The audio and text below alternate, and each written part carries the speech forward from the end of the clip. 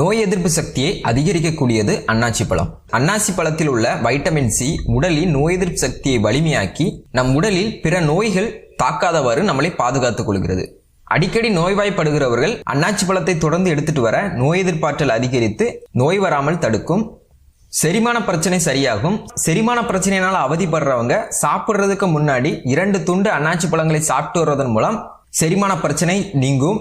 அன்னாச்சியில் vitamin C, புரோமைலின் போன்றவை அதிகமாக இருக்கிறதுனால இவை நுண்ணுயிர் தொற்றுகளை எதிர்த்து போராடும் தன்மை கொண்டது.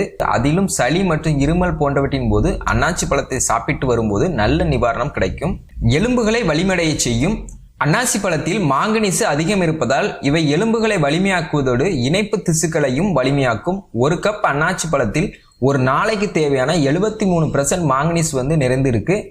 தினமும் 1 கப் அன்னாசி பழத்தை எடுத்துட்டு வர்றது மூலமாக எலும்புகளை வலிமையாக்க முடியும். அது மட்டும் இல்லாம